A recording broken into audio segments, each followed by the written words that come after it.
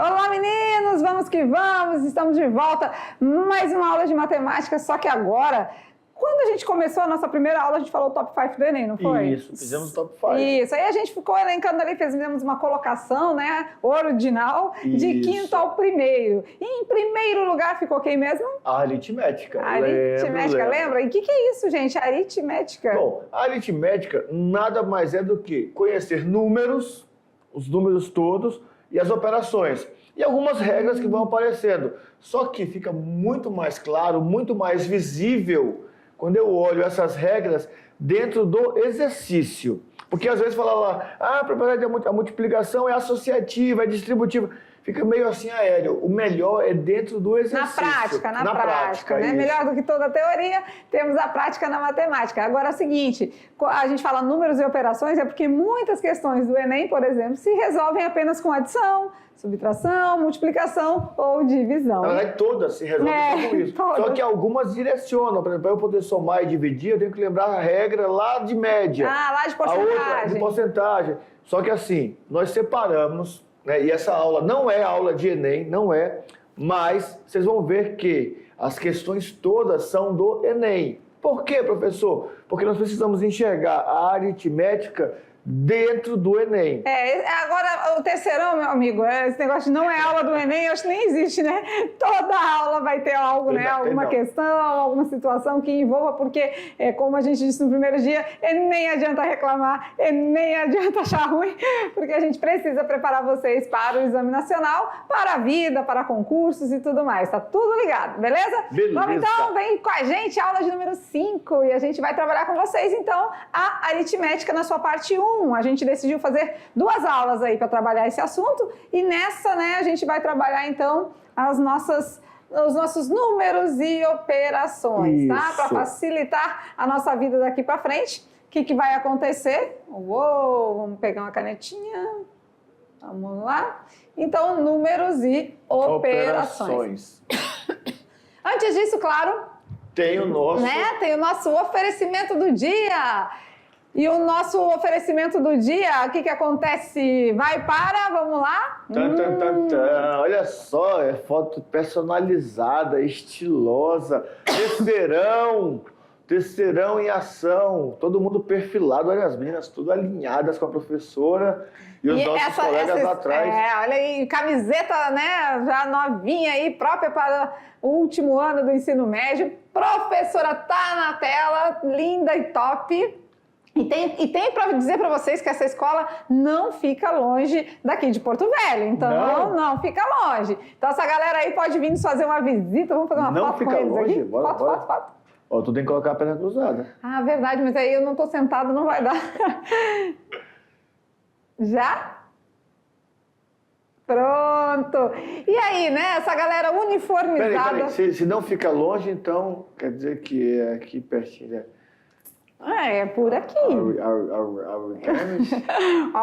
Vamos lá então! De onde viemos? Com certeza, né? A Escola Ricardo Cantanhede, de extensão da Mafalda Rodrigues, terceiro D, também aqui pertinho no município de Ariquemes, é uma das escolas que fica na... Professora Tereza, que fica na nossa BR aí, né, 364, então a gente às vezes dá uma escapadinha e chega lá na Mafalda, bem legal, né? E a professora Tereza é muito top, muito aplicada, muito dedicada, por isso que essa galera é bonita, assim, alinhada, arrumados, olha lá, que coisa fofa, né? E a gente espera vocês aqui, bora gente, fazer uma visita aqui nos estúdios, venham aqui nos visitar, dá um jeitinho aí, ó, faz uma campanha, uma ação entre amigos, junta um recurso e venham para cá visitar a gente. Vai ser uma alegria receber vocês, tá certo? Professora Tereza, nossos meninos, um beijo no coração de cada um de vocês, certinho? Então vamos lá, é hora de aritmética, mas e aí, né? A gente falou assim, tá, números e operações. E aí? É porque às vezes fica muito longe deles, não é? Aquela subdivisão da matemática. A matemática, ela é aritmética, ela é algébrica e ela é geométrica. São as 3 divisões da matemática. Igual na física. A grosso modo, Isso. Né? Na física tem cinemática, dinâmica, eletroestática, estática, termodinâmica, tem tudo. A matemática são 3 ramificações. E essas 3, quando chega no terceiro ano, elas resolvem se juntar. Aí vem a geometria analítica, terceiro ano. É específico. Se não me falta memória, nós deixamos para a unidade 2, geometria analítica, que é específico do terceiro ano, mas nós vamos ver todas as três, a aritmética, a algébrica e geométrica. Começamos com a aritmética. Números, regras e operações. Mas assim, eu acho que vocês já ouviram essa palavrinha em algumas situações, né? Primeiro ano, segundo ano, a gente vem com aqueles detalhes, né? Lembra da progressão aritmética? PA, PA, PA, PG, PG, PG. Tinha progressão aritmética e a progressão geométrica, né? Mas aí, lá vem o nomezinho aí, progressão aritmética. E a média? Média aritmética também tinha. Aqui, tinha a moda, a média, mediana, mas a média que a gente estava trabalhando com eles era a aritmética. E era aritmética porque, acho que nós nem chegamos a comentar isso durante as aulas de média, de estatística, porque não encaixava no momento. Mas olha só, por que é aritmética? Porque soma todos os números e depois divide. Isso. Então quer dizer, eu tenho números, eu vou fazer duas operações básicas, somar e dividir. Aritmética. E por que progressão aritmética? Porque soma uma razão o tempo todo, né? Então está dentro do mesmo conceito, dentro do mesmo estudo. Quando se fala de aritmética, a definição é uma só. Então vamos lá, a hora de anotar alguns detalhes aí, bora ver. Então, na telinha, a aritmética é um ramo fundamental da matemática que estuda os números e suas operações. Ou seja, lida com cálculos numéricos usando as operações aritméticas de adição, subtração, multiplicação e divisão. Então, as continhas básicas, vamos dizer assim, né? Porque, em resumo, a aritmética é a arte de calcular. Olha que legal! Mas antes de falar nas operações, é claro, né? A gente já sabe, então, que a gente vai precisar fazer a arte de calcular. A gente vai falar um pouco recordando a classificação dos números. Isso. Lembra que os números eram classificados conforme a gente estudou desde o ensino fundamental? Então, assim, ó, sabemos que a aritmética vai trabalhar as operações básicas, certo? É a arte de calcular, mas antes disso, a gente vai relembrar com vocês essa divisão numérica que a matemática fez. E, de maneira genérica, assim, a gente fica assim, ó, no sexto ano a gente estuda os naturais. No sétimo ano, os inteiros e parte dos racionais, não é inteiro. Mas aí no oitavo ano a gente fica mais ali nos racionais mesmo, né? E aí quando a gente chega no nono, a gente inteira com os irracionais. E aí vira um mesclado de conjuntos que viram os números reais. Acredito que vocês lembram, né? Estudaram com a gente toda essa classificação numérica lá no primeiro ano, mas agora a gente recorda com vocês. Lembrando que terceirão é recordação, é rever, reconhecer, relembrar, é tudo isso, né? Algo de novo terá, mas muita coisa sempre naquela pegada revisional, porque é o que vocês precisam, né? Revisar tudo que já passou e saber aplicar agora em situações mais profundas, né? No tipo as questões do Enem, por exemplo, tá? Isso. E o legal é o seguinte, tá? Porque o Enem vai cobrar de vocês exatamente essa arte de calcular. Não é só saber fazer contas, mas é ter um olhar artístico na hora de ler o problema e falar assim, é só isso. Né? Ou é tudo isso. Vamos lá, então, recordar essa classificação dos números? Na telinha, com vocês, os números naturais. Bom, os números naturais, né, os números que vocês têm contato de imediato, logo desde que entram na escola.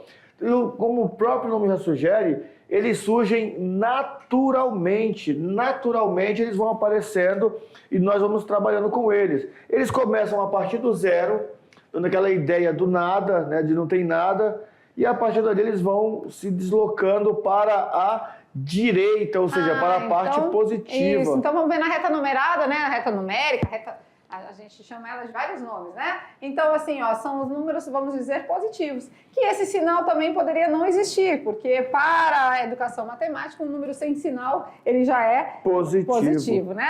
Mas, então, temos aí infinito para a direita, né? Certo? Certinho. Iniciando no zero, é o marco principal, número neutro, mas está dentro dos naturais, e infinito para a direita, porque podemos ir ali, os 3 pontinhos, né? As reticências nos indicam esse infinito, certo? Certinho. Vamos lembrar agora dos números inteiros, também representado pela letrinha Z, né? Ó, o N é de naturais, certo? E o Z é de desinteiros.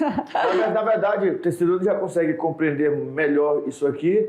Né? Os números inteiros, eles não eram bem aceitos. Olha que interessante, eles eram utilizados, né? Vamos conversar aqui olhando, porque isso é uma história bem... E a matemática também é história. É, história dos números. Eles eram aceitos, eles eram utilizados desde que na história surge a questão do comércio, troca, câmbio, venda, aí já tem números inteiros, porque já começa a ter dívidas. Estou lhe devendo tantas moedas, né, tantos pesos de ouro, de prata, e tenho que pagar. Só que, para alguns matemáticos mais tradicionais, era inadmissível eu sair de número natural, onde eu falo assim, aqui tem 2 maçãs, aqui tem 10 pregos, tem 20, e entrar no número negativo. Eu não tenho 20, então eu tenho menos 20. Então não era muito aceito. Zaus, já agora, né, depois de Cristo, já lá pelo século, não lembro direitinho, mas já bem recente, foi quem conseguiu... Ele começa a instituir, né, essa questão dos números negativos. Então, devido a isso, aos Zaus, que os números inteiros têm a representação pela letra Z. Mas se não quiser esquecer, são os números inteiros. Na reta numérica, então, olha lá, o 0 é o nosso marco, né, agora central. Isso, agora divide. Para a direita. Isso. Positivos, infinito direita. Para a direita. E negativos, infinito e além, para a esquerda, certo? Perfeito. Então, isso aqui é muito importante, a gente ter essa noção. Teve questão do Enem já que pediu só para localizar um determinado valor aqui, quanto que ele, né? E aí, quanto mais à esquerda, o número... o número menor ele é, mas o seu valor posicional maior, né? Então a gente tem que tomar esse cuidado, tá bom? Menos 4 é menor que menos 3. Ah, mas 4? Não, mas aí nós estamos trabalhando com valores negativos. É melhor dever 3 do que dever 4. Né? Então, o melhor é dever nada. O melhor é não dever. Então a gente fica devendo 2, devendo 1, devendo 3. Né? A nossa, como é que é? A nossa educação matemática, né? Isso mesmo.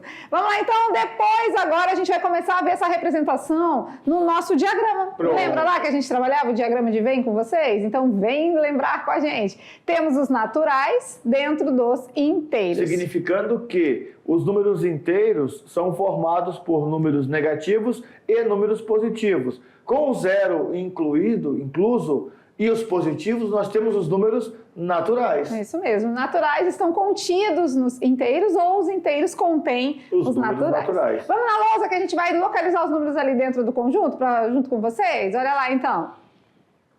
Então, quando a gente colocar os valores aqui, ó, a gente já sabe que aqui vamos colocar de vermelhinho, ó, o 0, o 1, o 2, o 3, os positivos. E já que a gente tem um azulzinho aqui fora, vamos colocar os inteiros aqui, ó, o restante dos inteiros, né? Menos 1, menos 2, menos 3, menos 4, por exemplo.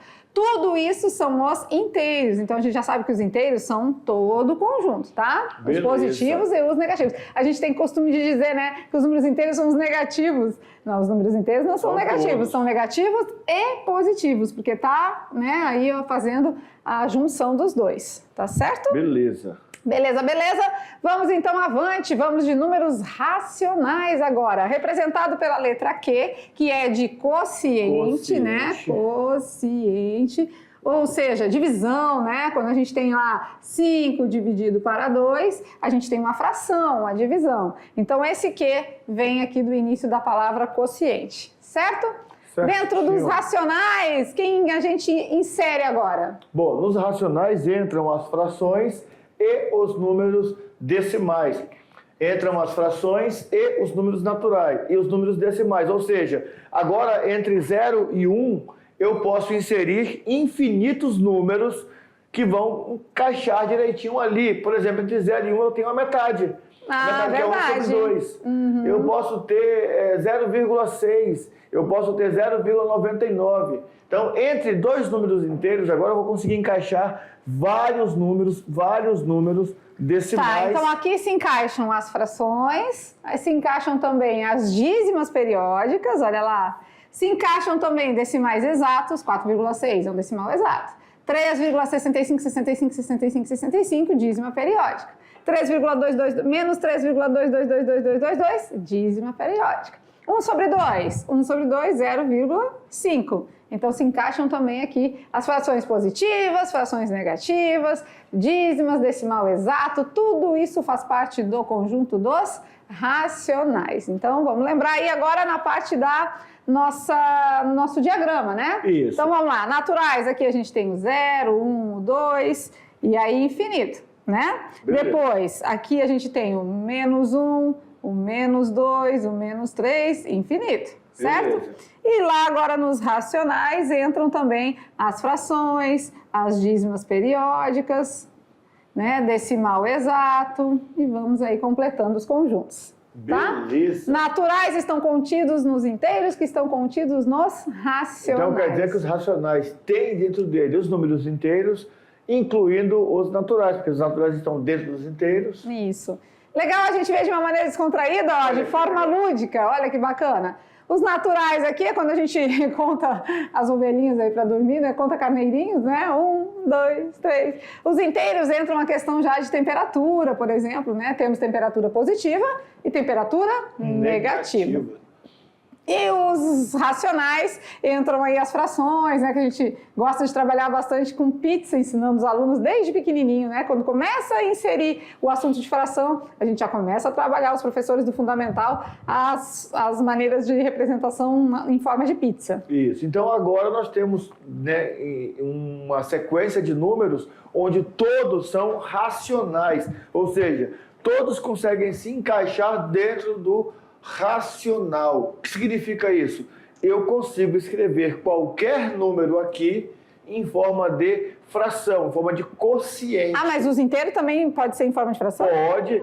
Tanto é que na operação de fração, a primeira coisa que a gente faz é assim: denominadores iguais, denominadores diferentes. Aí depois, se eu somar a fração com o número inteiro, eu transformo o número inteiro em uma fração com denominador 1. Ah, é? Porque se eu dividir 10 por 2, por exemplo, Assim. 10 sobre 2, 10, né? 10 sobre 2 é uma fração, não é? 10 meios. Mas se eu dividir 10 meios, é 5, né? 5. É resultado inteiro. Então quer dizer, então é uma fração aparente, mas é uma fração. Verdade. Então temos essas possibilidades, né? De uma fração original um número inteiro, original um número decimal exato, lá 0,8, ou de repente uma dízima periódica, igual aqui, ó, 0,44444. E a dízima periódica vira fração também. Vira fração também. Então, dentro dos chamada de fração racionais, geratriz, né? isso. Dentro dos racionais, todos os números viram quociente. Então, por isso que todos são chamados de racionais. Mas existe um conjunto que eu não consigo escrevê-lo em forma de quociente.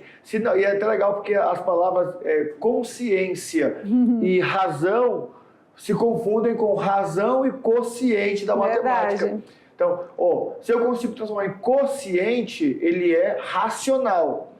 Agora tem um conjunto que não dá para transformar. Então vamos ver, né? O nosso conjunto dos números irracionais. Olha aqui, representado pela letrinha I, né? Os nossos números irracionais são aqueles que, quando a gente tem uma divisão dentro dessa razão, dessa nossa fração, apresenta um número não periódico.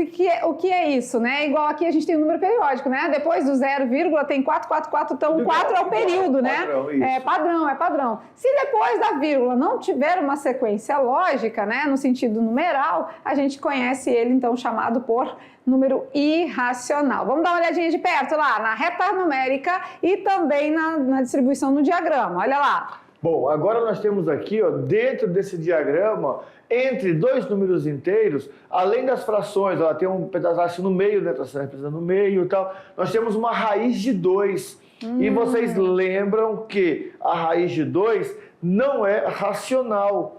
Não tem um número que multiplicado por ele mesmo dê 2. E aqui temos o número de Euler também, mas que a gente usa pouco ainda, né, com vocês, mas o pi a gente usa bastante, né? E lembra que o pi ele tem um valor, a gente teve mostrando, né, lá no primeiro, no segundo ano, um videozinho que o pi é um valor irracional, porque é 3,14, 1569, se eu não me engano, né? Aí tem os valores sequenciais aí. Ou seja, após a vírgula, a gente não temos um período, né? Não tem número que se repete, os números são aleatórios. Quando isso acontecer, todas as raízes quadradas não exatas originam números irracionais, o pi e outros aí, valores, tá certo? Beleza. Agora, no nosso diagrama, como isso fica? Bom, agora nós temos uma subdivisão. Por quê? Porque se um número é irracional, eu não posso escrever em forma de fração. Então, ele não pode virar racional.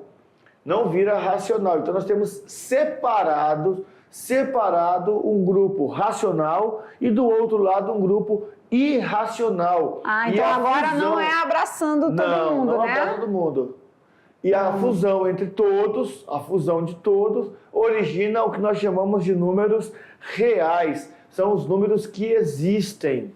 Ah, então agora racionais é uma coisa e irracionais é outra, e juntando tudo dá os números reais, certo? Então agora é lado a lado, tá? Racionais e irracionais. Tudo isso vai ser real, que é o próximo conjunto numérico que a gente vai mostrar para vocês, ó. Os reais, então, representado pela letra R, são todos os valores, todos. Então, agora tem raízes não exatas, tem número decimal exato, tem fração geratriz, tem o pi, tem de tudo um pouco, inclusive os inteiros também. Então, agora a nossa reta numérica pode ser chamada de reta real, né? Por que reta real? Porque agora temos todos os números envolvidos aí. E a reta real sempre vai ser usada quando, numa situação, ele te sugerir uma desigualdade, ou seja, inequações, problemas que envolvem, né, crescimento ou decrescimento, tipo na função. Então, se eu tenho uma reta real, eu tenho uma reta que contém infinitos números, incluindo se o intervalo for muito pequeno. Por exemplo, entre 0 e 1 existem infinitos números. É até estranho, né, a gente pensar isso, mas é verdade. Entre 0 e 1, infinitos números, mas como se é um intervalo fechado? Mas é porque ali a gente tem o 0,1, aí 0,001, 0,0001, 00,017, 18.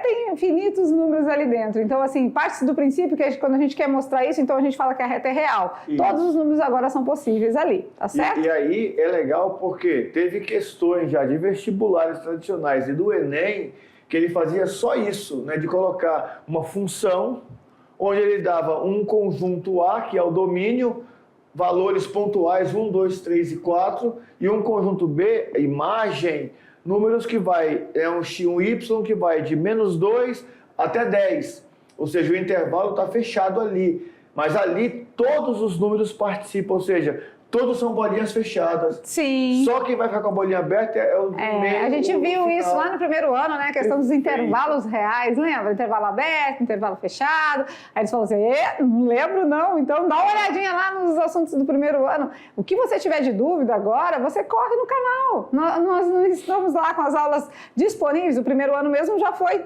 todo feito novo nesse ano né, que estamos vigente. Então a gente tem todas as aulas novas lá do primeiro ano. Mas aqui mostrando para vocês, então, como é que ficamos? A união dos números racionais com os irracionais, real. Então já gera os reais. Então, essa união em si. Beleza. Certo? Mas, professor, mas os irracionais está tão grande aqui, está quase igual. É porque ele é grande mesmo, por exemplo, olha só, nós temos lá, vou pegar dois números escalados perfeitos. Nós temos o 4 e o 9. Ah, tá. A raiz do número 4 é 2. A raiz do número 9 é 3. Entre 4 e 9 tem 5, 6, 7 e 8. A raiz de 5, a raiz de 6, a raiz de 7, a raiz de 8. Isso tudo são raiz quadrada. Raiz Se colocarmos raiz cúbica, raiz quarta.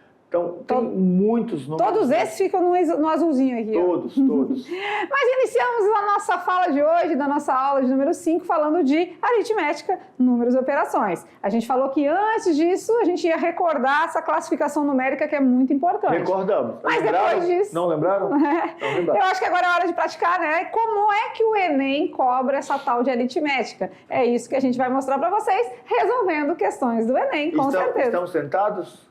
Vamos? Estão? Se não estão, sentem-se, porque vai começar a festa. Vamos lá então, gente. Questões do Enem aplicadas à aritmética. Olha lá. Na telinha, resolvendo com vocês, Enem 2023, fresquinho da hora da prova de segunda aplicação. Isso. E nós pegamos a reaplicação por quê? Porque as das aplicações normais, a gente já está colocando as do Enem regular, tá certo? Uma padaria criou uma receita de bolo chamado bolo de xícara. Ah, muita gente faz aí em casa, né? No micro-ondas. Às vezes a gente usa em bolo de pote, né? Mas o de xícara faz no micro-ondas. No micro-ondas mesmo. Isso, né? A Helena já tentou várias vezes lá em casa, a hora dá certo, a hora nem tanto. Olha que coisa legal. O Enem não pega situação, não pega exercício. Fora da realidade. Fora da nossa realidade. Ah, mas eu nunca fiz um bolo de xícara. Nunca fez porque você não quis. Pega a receitinha aí agora, tem vamos lá. receita, tem tudo. Olha, pois, com exceção dos ovos e do fermento, os demais ingredientes são medidos com xícaras de mesma capacidade, conforme descrito na nossa receita. Vamos Olha lá? a receita aí, ó. 5 ovos, 9 quartos de xícara de farinha de trigo, 4/3 xícara de chocolate em pó, 1 inteiro e 3 quartos de xícara de açúcar 5/6 xícara de leite. e 1 colher de fermento em pó. Beleza. Que dizem que é aquela tampinha, né? A tampinha tem uma a colher. tampinha, isso mesmo. O modo de fazer a receita orienta a colocar primeiramente os ovos e depois ir adicionando os ingredientes, cujas quantidades foram medidas em xícara. Da menor para a maior. Vamos salientar assim aqui, ó. Vamos. Da menor para a maior. Ou seja, quantidade. colocar em ordem crescente. Que legal. Por último, adiciona-se o fermento. Em qual ordem os ingredientes medidos em xícaras serão adicionados na receita? Então, não vamos considerar nem os ovos, Nem o o fermento, porque ele disse que os ovos foram, né, os primeiros a serem colocados e o fermento é o último. Então, ficamos aí com esse trabalho, assim, dessas nossas frações aqui, né? Ficou bonito? Aí vamos trabalhar do menor para o maior, em ordem crescente. Então, a gente precisa ver qual deles aí é o menor e vamos indo, né? Primeira coisa importante que nós temos que entender.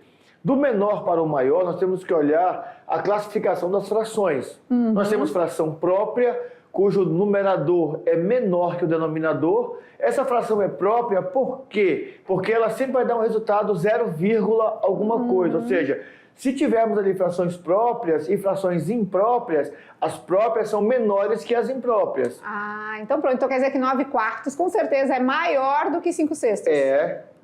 Então muito maior. Ó, a gente já pode colocar o 9/4 aqui, mas aí temos 1 inteiro e 3/4, né? Aí temos que... Mas eu acho que ó, por ter 1 inteiro, ele já é maior do que 0, Ah, com porque certeza. 0 não tem nenhum inteiro. É. Então 5/6 é o menor de todos. 5/6 é o único que temos o numerador menor que o denominador. Então a primeira coisa a se colocar 5/6. vai ser, o leite. Beleza. Deixa eu pegar a caneta então. 5/6 é o menor, né? Vamos ver lá qual que começa com leite, colocando leite? Leite é o menor. Ixi, tem 3. 1, 2, 3. Então, mas já não tem- sabemos que já não tá é a fora. letra A e não é a letra D. Olha aí, só achando o menor, a gente já consegue ir longe, E né? você sabia que outra coisa legal aqui, ó, se nós olharmos direitinho, se nós acharmos o maior, nós já saberemos qual é a resposta Sim, correta. porque no final todos estão diferentes aqui. E ó. é isso que o Enem quer, a arte de calcular, não é a arte de fazer conta, tá? É a arte de calcular. Vamos lá? Bora.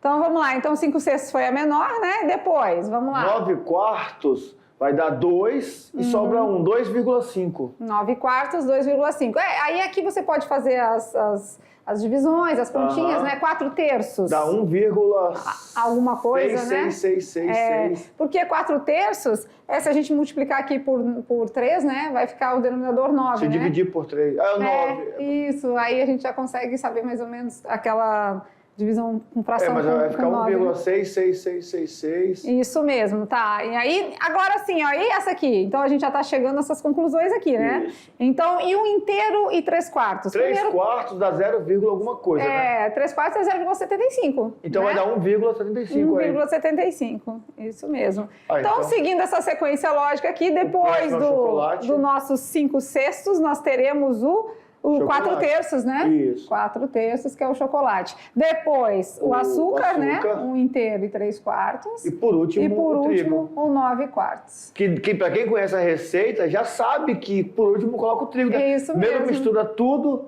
Então, depois ficamos põe o aí trigo. com leite, chocolate, açúcar, trigo? Isso. Vamos lá, então. Leite, chocolate, açúcar, trigo. A alternativa letra B. correta é a letra B. Legal, né? Top. Muito boa essa. Usando a aritmética, gente. Só, né, transformação de fração, só divisão, cálculos básicos. Vamos mais uma? Em 1953, o veterinário francês Monsieur Lebeau descobriu que um cão de pequeno porte tem um ritmo de envelhecimento maior do que um ser humano. sendo mais acentuado nos 2 primeiros anos de vida. Depois desse tempo, esse ritmo de envelhecimento vai diminuindo e obtém-se as seguintes relações. Então, olha só, um cão de 1 ano corresponde a um humano de 15. Ah, Então, tá. quando seu cachorrinho, você pegou ali filhotinho e tal, quando ele fizer 1 ano de vida, ele tem o equivalente a uma pessoa de 15 anos. Tá. Depois, no segundo momento, quando ele é um cão de 2 anos, ele corresponde a um humano de 24. 24. Ah, tá. Então, com 2 anos, 24. Beleza. E depois de 2 anos de idade, cada ano vivido por um cachorro, por um cão, equivale a 4 anos vivido por humanos. Ah, então quer dizer que um cachorro com 3 anos tem 28 anos? Sim. Que é 24 mais 4? É, os 24 aqui dos 2, mais o terceiro ano, que é a partir do segundo, já começa a ser 4, né? Beleza. Considere o dia em que um cão de pequeno porte completou 6 anos de idade. Só isso? Com base nessas informações, a idade humana em ano correspondente à idade desse cão, podemos começar a partir do 24, no segundo ano. Porque a gente já sabe, né, que aqui no caso era o de 15, mas não vai precisar, né? Porque ele já deu a referência dos 2 anos, né? Então, com 2 anos, ele já tinha 24. Com 3, com tem 3 28. anos, aí acrescenta 2 anos a cada 4, né? Então, 20... Não, deu 28. 4. Acrescenta 4 a cada 2 anos, isso mesmo, 20, né? 28. Isso. Com 4 anos, mais 2 anos. Mais 4, desculpa. 32. Com 5 anos. 36. 36. E com 6 anos, que é a pergunta?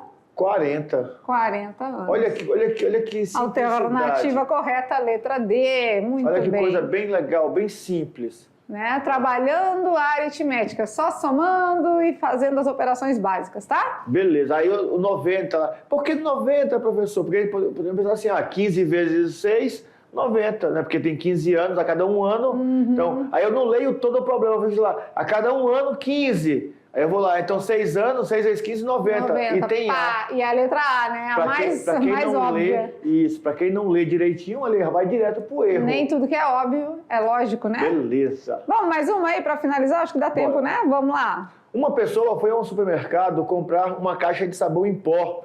Lá encontrou várias marcas desse produto, disponibilizado em embalagens com diferentes capacidades e preços. No quadro são fornecidos o preço em real e o conteúdo em quilograma das embalagens de 5 diferentes marcas de sabão em pó que estão à venda nesse supermercado. Então temos o quadro aqui, ó, né? Na primeira coluna é a marca, né? Que já está de acordo com a sequência lógica aqui das alternativas. Temos o preço por embalagem e o conteúdo de da embalagem em quilogramas, certo?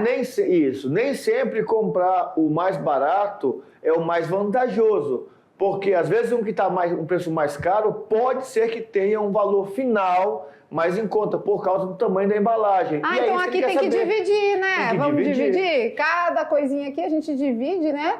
Olha lá, divide. Só isso. E só isso temos os resultados, por isso trabalhando com aritmética, as operações básicas, né? Então vamos lá, a pergunta é, a marca cuja embalagem oferece o menor preço em real por quilograma de sabão em pó é? Vamos ver lá. 18 dividido por 3 dá 6. 6, né? Então R$6 o quilograma. Isso. Isso mesmo. 10 por 2,5? Vai dar 4. Olha aí, então você já teve um menor preço, né? Por quilograma, tá? 8 por 0,5. Dividir por 0,5 é o mesmo que multiplicar por 2. Então quer dizer que vai dar 16? 16 Olha o só, quilo. né? Ficou caro aqui, né? Parece que não, né? Mas ficou. 7 por 1 é 7, né? 7. E 34 por 2? 17. Na metade, né? Então, o mais barato é o da marca 2. Marca 2, né? Alternativa, letra B. Teve aluno que marcou a marca 4, porque estava 7.